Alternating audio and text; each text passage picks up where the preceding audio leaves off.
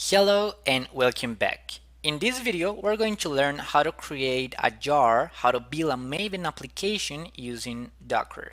So let's go to our working directory or Jenkins data folder. Let's go to our pipeline, and in here we have our Docker file and our Jenkins file.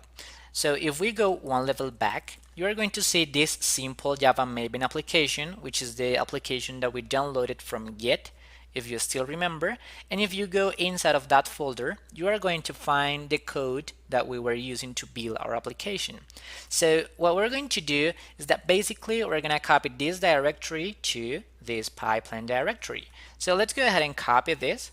Let's say copy recursively this directory, everything that is inside of this directory, and we're going to paste it to our pipeline folder in a new folder that's going to be created, and that's going to be called Java App, for example. Let's hit enter. Let's go to our pipeline folder, and you are going to see your Java app in here. So let's go there, hit enter, and you are going to see all of the files that were in the repository. So here we have an important point, and that is if you list all of the hidden files, you're going to find this Git stuff. We don't want this, so let's go ahead and remove this. Git.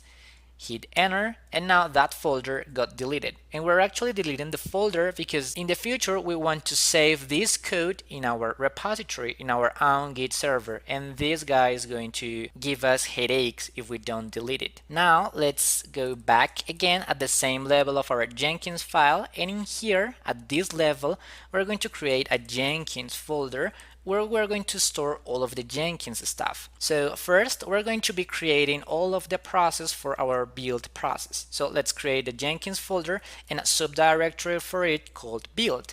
And here we're going to save all of the build scripts. So let's give -p, and as you can see now we have a Jenkins folder, and inside of that Jenkins folder we have a build folder. So that's super cool. Now that you have done this, it's time to learn how to take the code from this folder, which is the Java app folder. How do we take this code and how do we generate a jar using Docker? Well, let's take a look at this. First, we're going to be using a Maven image for Docker. We're going to be using a super small image, which is called Maven 3 Alpine. You can always go to Google and look for all the images that you want. So in this case, let's go to Google and say Maven Docker image. Well, I think this is the one. And if we go here, you're going to find a lot of Maven images with a lot of tags. So in here, you've got a lot to choose, but we're going to be using this Maven 3 Alpine, which should be right here. So as we don't have that image locally, we're going to do docker pull of that image. And as you can see, we're going to start downloading that image. Why are we downloading a Docker image for Maven? Well, remember that when we were running the process in Jenkins, we installed a Maven plugin. Now we're not going to be using that plugin anymore. We're going to be using this Docker image instead. So let's wait until this process finishes, and then we see what else we need to do.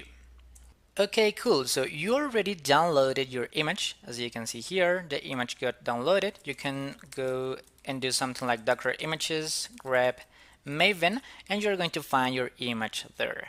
So this is cool. Now, how do we build a jar using this image? Well, if you do docker run and then you pass as a volume your current path and the folder of the Java application, and you mount it to /app inside of the container, and then you specify the name of the image, which is